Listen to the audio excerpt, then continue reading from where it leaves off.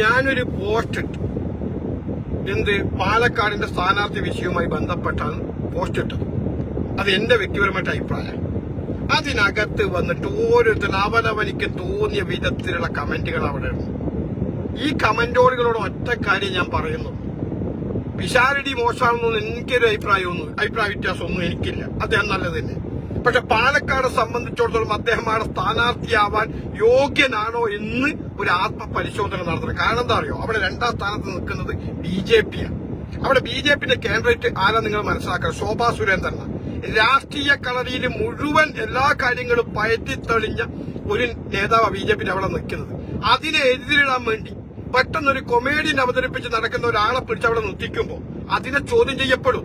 കാരണം പാലക്കാട് തന്നെ നല്ല എനർജി ആയിട്ടുള്ള യൂത്ത് കോൺഗ്രസിന്റെ യുവതലമുറയിൽപ്പെട്ട നല്ല ജനപിന്തുണയുള്ള നേതാക്കന്മാർ അവിടെ ഉണ്ട്. എന്തുകൊണ്ട് കൊടുത്തിട്ടില്ല? വിജയമാണ് മാനദണ്ഡമെങ്കിൽ. അപ്പൊ അങ്ങ് വിജയത്തിന്റെ മാനദണ്ഡമല്ല ഈ കിഴങ്ങന്മാർ സ്ഥാനാർത്ഥി നിശ്ചയിക്കുന്നതുമായി ബന്ധപ്പെട്ട് സ്വീകരിച്ച നിലപാടുകൾ. വിവരവും വിദ്യാഭ്യാസം ഉണ്ട് എന്ന് പറഞ്ഞിട്ട് കാര്യമില്ല.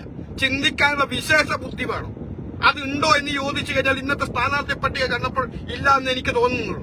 പിന്നെ എനിക്ക് കുറെ നീ എന്ത് കോൺഗ്രസോ ഇപ്പൊ അങ്ങ് അംഗീകരിക്കണ്ടേ? എടാ, ഞാൻ പറഞ്ഞല്ലോ, മറ്റവൻ ബാധിക്കുന്ന കാട്ടം ഇത് പാൽപ്പാശ എന്ന് പറയുമ്പോ അത് വാരി കുടിക്കുന്ന ഒരു അടിമയല്ല. ഞാൻ എല്ലാ ഘട്ടത്തിലും നിങ്ങളോട് പറയും, കോൺഗ്രസിന്റെ ഐഡിയോളജി കോൺഗ്രസ് രാജ്യത്ത് നിലനിൽക്കണം എന്ന് ആഗ്രഹിക്കുന്നതുകൊണ്ട് പറയുന്നതാണ്. അല്ലാതെ ഇതിനകത്തുനിന്ന് വല്ല ചെലവും എന്റെ കുടുംബം കഴിയുന്ന ഒരു പാർട്ടിയൊന്നുമല്ല. അതിനെക്കൊണ്ട് കുടുംബം കഴിക്കുന്നില്ല. മനസ്സിലായ? അപ്പൊ ഇതുകൊണ്ട് എനിക്ക് വ്യക്തിപരമായിട്ട് ഒരു നേട്ടവും ഇല്ല. പറഞ്ഞു വന്നത് എന്താ, രാജ്യം ഫാസിസത്തിന്റെ കയ്യിൽ അകപ്പെടുക. അതിൽ നിന്നൊരു മോചനം നേടാൻ വേണ്ടിയാണ് ഇന്ത്യൻ നാഷണൽ കോൺഗ്രസ് ഈ രാജ്യത്ത് പ്രവർത്തിക്കുന്നത്. അപ്പൊ സ്വാഭാവികമായിട്ട് ഞങ്ങൾ ഓരോ സ്ഥാനാർത്ഥിയെ വെക്കുമ്പോഴും കാലത്തിനനുസരിച്ചുള്ള സ്ഥാനാർത്ഥിയെ വെക്കണം. അല്ലെങ്കിൽ എതിരാളികളും കണ്ടുപറഞ്ഞ് നിൽക്കണം. ഇനി അദ്ദേഹം വിജയിക്കോ പരാജയപ്പെടും, അത് 2ാമത്തെ വിഷയം. പക്ഷെ ഇവിടെ കൃത്യമായിട്ട് അവിടെ ശോഭാ സുരേന്ദ്രന് പറ്റിയ എതിരാളിയാണോ കോൺഗ്രസിന് നിർത്തിച്ചത് എന്ന് നിങ്ങളെ മനസ്സാക്ഷിയോട്, ഈ കമന്റോളുകൾ ഒന്ന് നിങ്ങളെ മനസ്സാക്ഷിയോടൊന്ന് ചോദിക്കും കേട്ടോ. അല്ലാതെ എനിക്ക് രാഷ്ട്രീയ ക്ലാസ് എടുക്കാൻ വരണ്ട. ഒരു പഞ്ചായത്തിന്റെ അപ്പുറത്തേക്ക് 4 കാണാതെ കുറെ വീട്ടി കൂശ്മാണ്ടങ്ങൾ വന്നിട്ടാ എനിക്ക് കോൺഗ്രസിന്റെ ഇഷ്ടം പഠിപ്പിക്കുന്നത്. ഞാൻ ആ പരമനാറികളോട് പറയാം, എടാ, ഞാൻ മഹാരാഷ്ട്രയിൽ ആന്ദുലക്ക് വേണ്ടി ബൂത്തിലിരുന്ന് അവിടെ പ്രവർത്തിച്ച് കോൺഗ്രസിന്റെ പാരമ്പര്യമുള്ള ഒരുത്തനാ ഞാൻ. മനസ്സിലായത് എനിക്കൊക്കെ. എന്നിട്ട് ഇവൻ അവിടെ വന്നിട്ട് പറയാം, ഇവൻ ഫേസ്ബുക്കിലെ KPCC പ്രസിഡന്റ് വന്ന് ആയിക്കോട്ടെ, എനിക്കെന്താ എന്റെ അർക്കം, അങ്ങനെ തന്നെ ഞാൻ വിചാരിക്കുന്നു. എനിക്കത് മാറ്റാൻ പറ്റുമോ? എന്നിട്ട് കുറെ കിഴകന്മാർ എടുക്കുന്ന നിലപാടുകൾ ഒരു പാർട്ടിയെ മുച്ചൂട് മുടിപ്പിക്കാൻ വേണ്ടിയിട്ട് എന്നാ ഞാൻ മനസ്സിലാക്കുന്നത്. നോക്ക് നിങ്ങൾ, ഇനി എവിടെയായി പാർട്ടി ഉള്ളത്? എല്ലാവരെയും പോയി തീർന്നില്ല. ഇപ്പൊ ഇന്നലെ ബീഹാറിൽ നിന്ന് വന്ന ന്യൂസ്, 5 കോൺഗ്രസിന്റെ MLA-മാർ BJP-ക്ക് സംഘിക്ക് വോട്ട് ചെയ്തിട്ട് അവിടെ ഒരു രാജ്യസഭാ സീറ്റ് ഉണ്ടാക്കി കൊടുത്ത്. മനസ്സിലായ? അതിനെ തടയിടാൻ വേണ്ടിയിട്ട് ഈ പറയുന്ന കുളാണ്ടർമാർക്ക് കഴിഞ്ഞിട്ടുണ്ട്. ഇവിടെ വന്നിട്ട് ഇപ്പൊ കുറെ നടത്തുന്നുണ്ടല്ലോ, കുറെ സ്ഥാനാർത്ഥി നിശ്ചയം വന്നവര്. എന്തിനായി ദേശീയ നേതൃത്വത്തിൽ ഇവരൊക്കെ പോയിരിക്കുന്നത്, അടയിരിക്കുന്നത്? ഇത് ഇന്നലെ തുടങ്ങിയതാ. വിജയിച്ചാലും BJP-യിലേക്ക്, പരാജയപ്പെട്ടാലും അത് നഷ്ടം പാർട്ടിക്ക്. അതിനെ തടയിടാൻ വേണ്ടിയിട്ടൊന്നും കഴിയുന്നില്ല. എന്നിട്ട് ഇവിടെ നല്ല ജനപിന്തുണയുള്ള ഒട്ടനവധി നേതാക്കന്മാരെ മാറ്റങ്ങ് വെച്ച് തോൽവിയിൽ റെക്കോർഡ് സൃഷ്ടിച്ച് ഗിന്നസ് ബുക്കിലേക്ക് ഇടം പിടിക്കാൻ നോക്കുന്നവർക്ക് വീണ്ടും സ്ഥാനാർത്ഥി പട്ടിക. സ്ഥാനാർത്ഥി നിങ്ങൾക്ക് സോയാ ജോസഫ് ഉണ്ടോ? ദീപ്തി വേരി വർഗീസ് ഉണ്ടോ? BRM ഷഫീർ ഉണ്ടോ? നിങ്ങൾ നോക്ക്, നിങ്ങൾ ഉണ്ടോ? പിന്നെ ഇപ്പൊ ഞങ്ങൾ പാർട്ടിയിലേക്ക് കടന്നത് സന്ദീപ് വാര്യർ ഉണ്ടോ ഈ പട്ടികയിൽ? ഉണ്ടോ? എന്താ അവർക്ക് അയോഗ്യത? ഇവരെയൊക്കെ അങ്ങോട്ട് തഴഞ്ഞു മാറ്റി തോൽവിയിൽ റിക്കാർഡ് സൃഷ്ടിച്ച ബിന്ദു കൃഷ്ണയ്ക്ക് വീണ്ടും കൊല്ലത്ത് എന്തിനു കൊടുക്കേണ്ട ആവശ്യം? എത്ര പ്രാവശ്യം കൊടുത്ത്? 5 പ്രാവശ്യം മത്സരിപ്പിച്ചില്ലേ? കോൺഗ്രസിന് അനുകൂല സാഹചര്യം മുഴുവൻ ഉണ്ടായിട്ട് ജയിക്കാൻ പറ്റിയിട്ടുണ്ടോ? ഉണ്ടോ? കഴിഞ്ഞ പ്രാവശ്യത്തിൽ നമ്മൾ കണ്ടതല്ലേ, ആദ്യം കൊല്ലത്ത് സീറ്റിൽ പരിഗണിച്ചത് PC വിഷ്ണുനാഥിനാ. ആ വിഷ്ണുനാഥിനെ പരിഗണിച്ചപ്പോൾ ഈ ബിന്ദു കൃഷ്ണ കുറെ മത്സ്യത്തൊഴിലാളികളെ പെണ്ണുങ്ങളെയും കൂട്ടി വന്ന് കുറെ കരഞ്ഞ് പാർട്ടിയെ നാണം കെടുത്തിയിട്ട് ആ സീറ്റ് അങ്ങ് കൊടുത്തു. ഇല്ലേ? അവിടെ കൃത്യമായിട്ട് വലിയ പ്രതീക്ഷയുള്ള ഒരു സ്ഥലമായിരുന്നു. അതായത് കോൺഗ്രസ് മത്സരിക്കുന്ന 90 സീറ്റ് ഞങ്ങൾ പരാജയപ്പെട്ട് കഴിഞ്ഞാലും കൊല്ലത്ത് വിജയിക്കും എന്നുള്ള ഒരു പ്രതീക്ഷ ഞങ്ങൾക്കൊക്കെ ഉണ്ടായിരുന്നു. പക്ഷെ ഈ സ്ത്രീ അവിടെ വന്നപ്പോ അവിടെ പരാജയപ്പെട്ടു. എന്നാൽ അവിടെ നിന്ന് മാറി ആ PC വിശ്വനാഥൻ നേരെ കുണ്ടറെ കൊണ്ടയാക്കി കൊടുത്തു.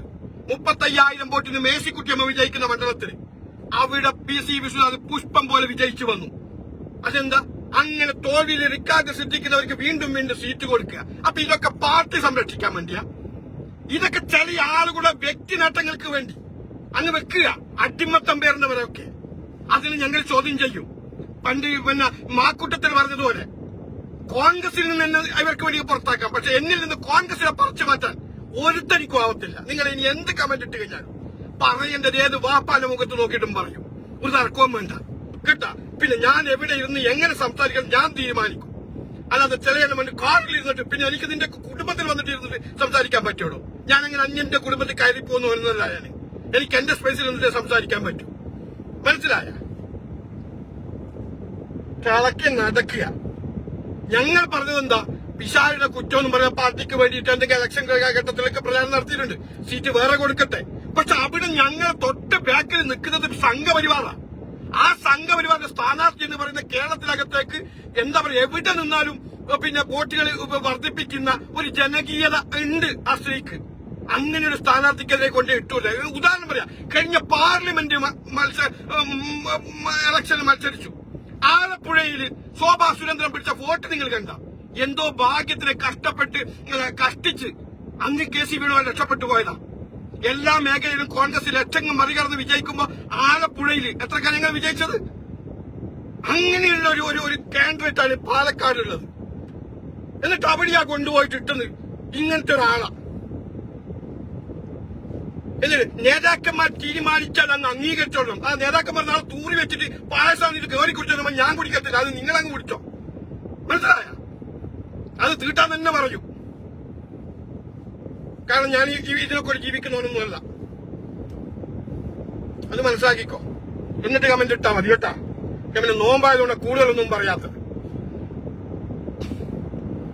എത്ര അനുകൂല സാഹചര്യം ഉണ്ടായിരുന്നു ഈ പാർട്ടി 100-110 മേലെ കിടക്കുന്ന ഒരു ഗ്രട്ട അവരെ കളഞ്ഞ് കുളിച്ച് ഇക്കോളത്തിലേക്ക് ആക്കി വെച്ച്.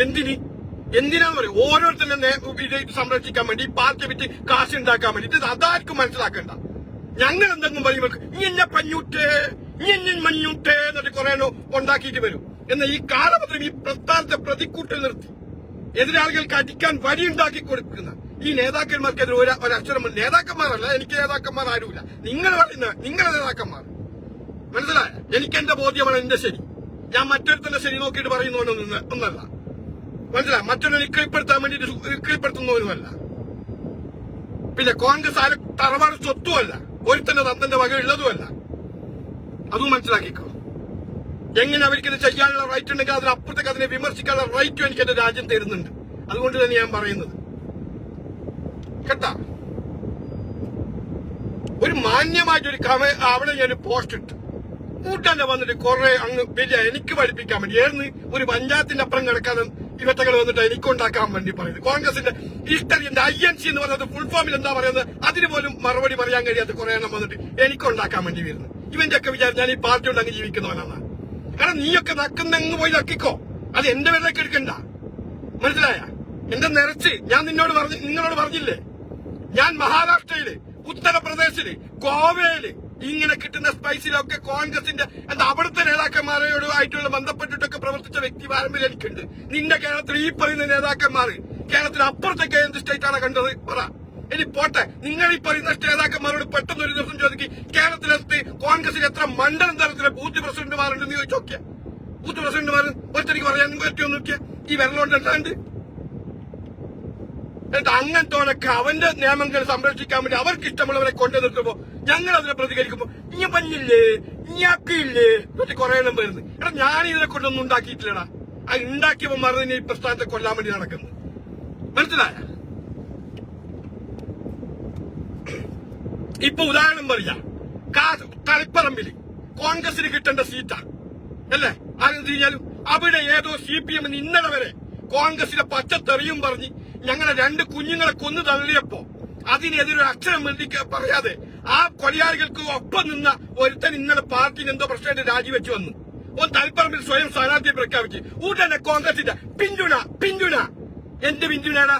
നിങ്ങൾക്ക് ആ 2 കുഞ്ഞുങ്ങൾ ശരത്ലാലിന്റെയും കൃപേശിന്റെയും ഓർമ്മ നിന്റെയൊക്കെ തലക്കകത്തുണ്ടെങ്കിൽ 1000 ഇലക്ഷനിൽ ഞങ്ങൾ തളിപ്പറമ്പ് പരാജയപ്പെട്ടു. ഒരു CPM ഇന്നലെ നട്ടച്ചൊക്കെ വന്നിട്ട് ഇന്നൊക്കെ അതിന് പിന്തുണ കൊടുക്കുന്നെങ്കിൽ നിന്റെയൊക്കെ തലക്കൊക്കെ തീട്ടല്ലാതെ മറ്റെന്തായിട്ടുള്ളത്? ഞാൻ എന്താ പറയേണ്ടത് പറ. അത് തൊട്ടടുത്ത ജില്ലയാണല്ലോ ഈ കാസർഗോഡ് അല്ലേ? എന്നിട്ട് അതിന് പിന്തുണ കൊടുക്കുമ്പോ അതങ്ങ് അംഗീകരിക്കണം പോലും മനസ്സില്ല കേട്ടാ. വോട്ടും തോറ്റോട്ടുള്ളൂ. തോക്കുന്നതിന് ഒരു അഭിമാനില്ലേ, ഒരു അന്തസ്സില്ലേ? അവിടെ കൃത്യമായിട്ട് കോൺഗ്രസിന് കിട്ടുന്ന സീറ്റാത്. അബ്ദുൾ റഷീദ് കഴിഞ്ഞ 5 വർഷമായി അവിടെ തന്നെ പ്രവർത്തിക്കുന്നു. നിന്നിട്ട് ഇപ്പൊ അനുകൂല സാഹചര്യം ഉണ്ടായി. എന്നിട്ട് ആ സാഹചര്യം നോക്കിയിട്ട് ഞങ്ങൾ വേഗം അവിടെ സ്ഥാനാർത്ഥിയെ വെക്കല്. പിന്തുണ ഇവരെ കുറച്ച് വെട്ടാവളിയുമ്പോൾ അവിടെ ഇരുന്നിട്ട് അങ്ങ് തീരുമാനിക്കുക. ഇതല്ലേ വസ്തുത. എന്നിട്ട് ഇതങ്ങ് അംഗീകരിച്ചോളണം ഞങ്ങള്. അല്ല, മനസ്സില്ല, പോയി പണി നോക്ക്. കമന്റോളികളോടാണ് പറയുന്നത്.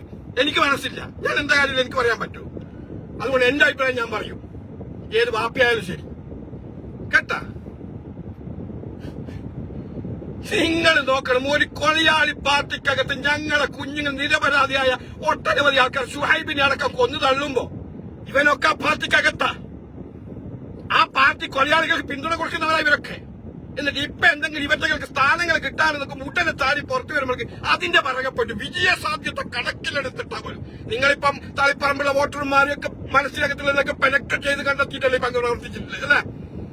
ആത്മാഭിമാനമുള്ള ഒരു കോൺഗ്രസുകാരനും കോൺഗ്രസിന്റെ വികാരത്തോടൊപ്പം നിൽക്കുന്ന ഒരുത്തനും ആ തളിപ്പറമ്പിൽ ആ സ്ഥാനാർത്ഥിക്ക് വോട്ട് ചെയ്യാൻ പാടില്ല. നിങ്ങൾ നോട്ടൊക്കെ വോട്ട് ചെയ്തോ?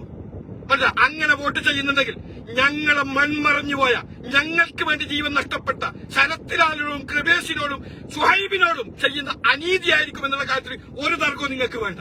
ഞാൻ ആവർത്തിച്ച് പറയുന്നു, തോറ്റോട്ടെ പൊയ്ക്കോട്ടെ, തർക്കമില്ല. കാരണം എന്താ അറിയോ? ഈ നഷ്ടപ്പെട്ട കുടുംബത്തിന്റെ വേദന ഈ പിന്തുണ കൊടുക്കുന്ന ഒരുത്തനും ഒരു വാഹനത്തിനും അറിയത്തില്ല. ആ അച്ഛനുമായ അമ്മക്കും സാധാരണക്കാരായ ഞങ്ങൾക്കും പ്രവർത്തകർക്ക് അറിയാം അതിന്റെ വേദനകൾ എന്താന്നുള്ള കാര്യം. മനസ്സിലായ?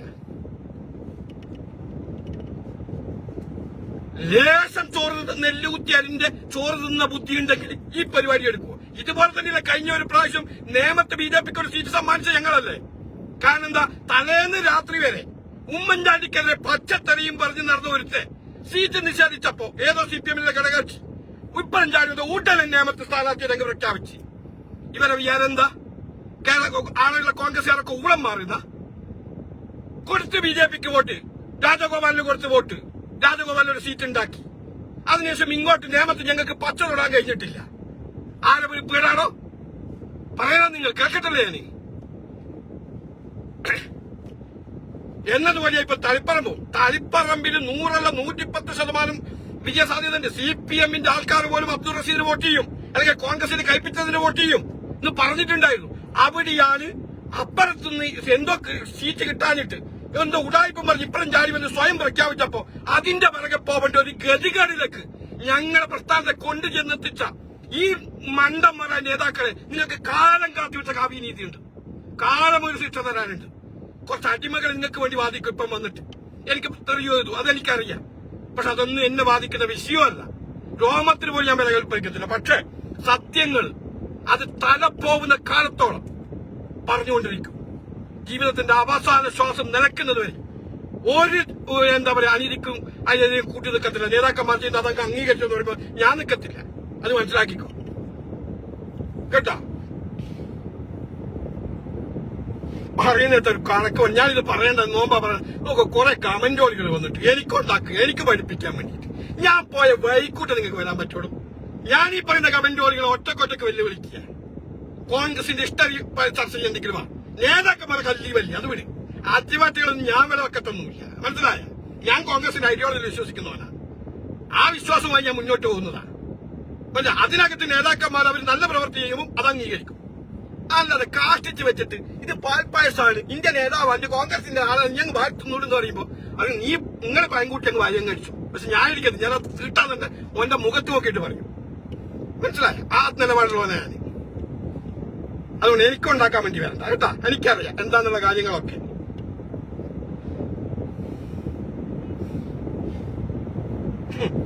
കുറെ രാവിലെ സ്റ്റേഡിയം ക്ലാസ് കോൺഗ്രസ് എന്താന്ന് പോലെ അറിയാതെ കുറെ വാഹനങ്ങൾ വന്നിട്ട് ഞങ്ങളൊക്കെ ഈ പ്രസ്ഥാനത്തിന് വേണ്ടി പ്രവർത്തിച്ചിട്ട് നിരച്ചി മൊത്തത്തില്. എന്നിട്ട് ഇപ്പം നേരം വെക്കുമ്പോൾ എനിക്ക് ക്ലാസ് എടുക്കാൻ വേണ്ടി ഒരു പഞ്ചായത്തിനപ്പുറം പോയിട്ടുണ്ടാവില്ല ഇതുവരെ. നമ്മൾ ലോകം മുഴുവൻ ഒരു വക രാജ്യങ്ങൾ മുഴുവൻ കറങ്ങുന്നവനാ ഞാൻ. ഇനി അതുമാത്രം കോൺഗ്രസിന് ഇഷ്ടം പഠിപ്പിക്കാൻ വേണ്ടി രാജ്യത്തിലെ രക്തോളം സ്റ്റേറ്റിനകത്തും പോയവനാ ഞാൻ. മനസ്സിലായ? പിന്നെ നമ്മളിത് തൊഴിലാക്കിയിട്ടില്ല. ഞങ്ങൾ ഈ രാഷ്ട്രീയം പറ്റി ജീവിക്കാൻ ആഗ്രഹിച്ചിട്ടുമില്ല.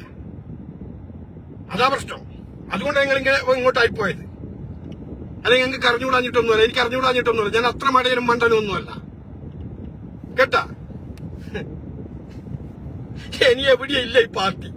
അവസാനം 8 വിജയിച്ചിരുന്നു ബീഹാർ, അതിൽ 5 ഇന്ന് വോട്ടും ചെയ്ത് കഴിഞ്ഞ് പരിപാടി കഴിഞ്ഞ് അവിടെ ആക്കി. ഇനി കേരളത്തിനകത്തല്ലേ, ഇനി കേരളത്തിനകത്തില്ല. ഇപ്പം വന്ന് പാലക്കാട് അങ്ങനെ ഒരാളെ കൊണ്ട് അവിടെ വെച്ചിട്ടുണ്ട്. അത് ഇലക്ഷൻ കഴിയട്ടെ, ബാക്കി ഞാൻ പറഞ്ഞു തരാൻ. എന്തായാലും റിസൾട്ട് വരുമല്ലോ.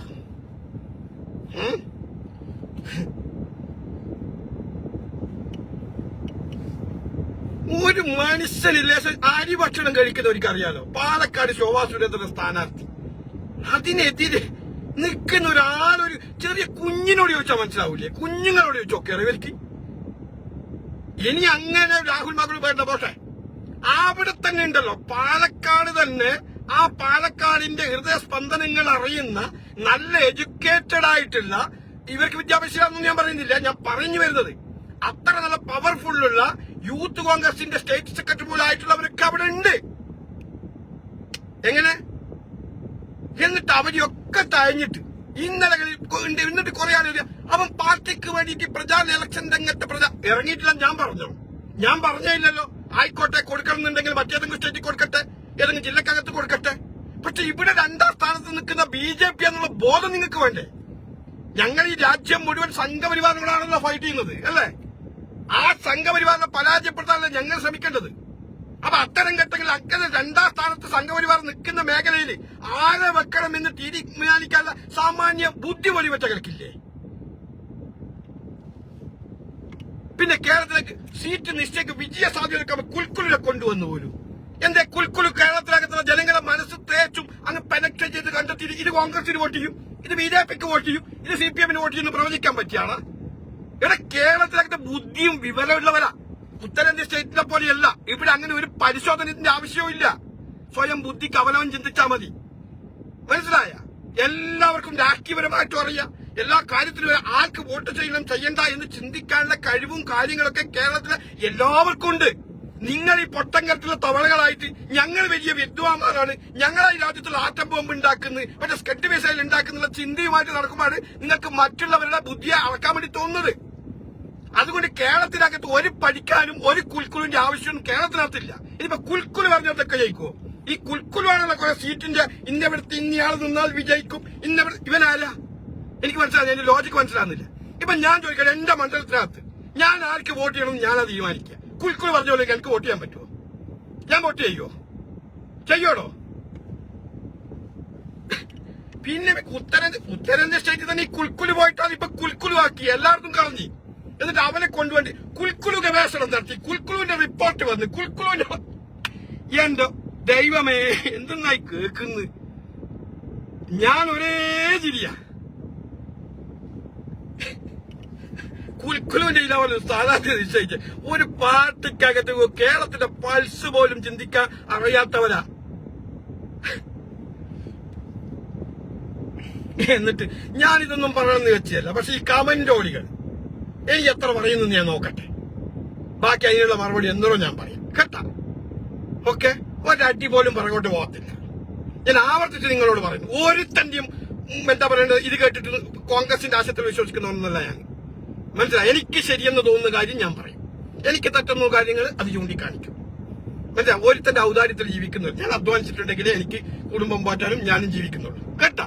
അല്ലാതെ ഈ പാർട്ടി വിറ്റ് പാർട്ടിക്കാരി കതറിട്ട് കൊടിവെച്ച കാറിൽ മരിക്കുന്നവരെ വേണമെന്നുള്ള ആഗ്രഹം മോഹം കൊണ്ട് നടക്കുന്നവർക്കൊക്കെ ഇങ്ങനെ ആ കിരി നടക്കാം വെളുപ്പിച്ചിട്ട് കേട്ടാ.